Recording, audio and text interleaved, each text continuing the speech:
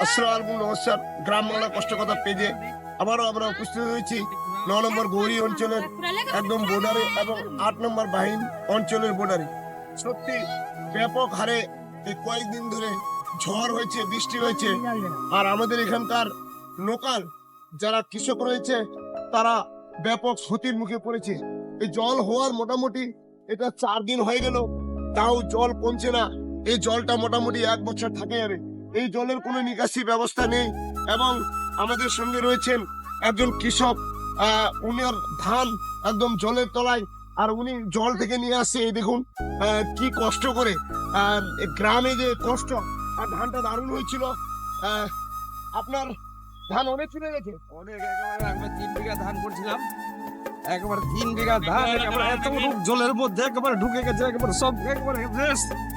কি বলবো আর, কোনো মতো অন্য গ্রাম থেকে লোক আনে, তারপর উঠাই আমি রাখছি এখানে।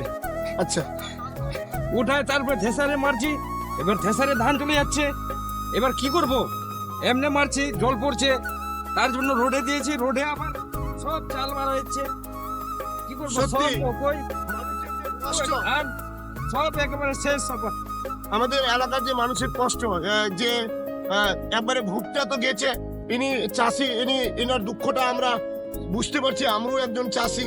সত্যি কোনো মতো এরা যাতে ন্যায্য মূল্য পায় এবং এবং আমাদের যে লোকাল যারা আধিকারিক রয়েছেন ওই 9 নম্বর গৌরী অঞ্চলে এবং 8 নম্বরে, আমরা চাইবো যে এদের পরিবেশন করে কিছু ক্ষতির মুখে যেহেতু পড়েছে, যেহেতু সরকার থেকে সহযোগিতা মিলতো এবং আমাদের এলাকার চাষি ভাইদের 8 নম্বর এবং 9 নম্বরে আমাদের এইটুকু এরিয়া বন্যা কবলিত এলাকা, তার জন্য আমরা জলের তলায় সব চাষি, আমাদের এরিয়াটা সবার প্রথম ডুবে যায়। বছরে তো একটা ফসল পাই, একটা এই যে বন্যার পানি এবে বর্ষার পানি সব ফসল খালি শুধু খালি ধানটা পাই আমরা। সরষাও তো হয় না আমাদের এদিকে, কোনো মতো উঁচু উঁচু জমিগুলোতে সরষা হয়, তাহলে খালি ওই শুধু খালি পুষা ধানেতেই আমাদের জল একেবারে সব ডুবাই তল করে দিচ্ছে একেবারে। ঠিক আছে।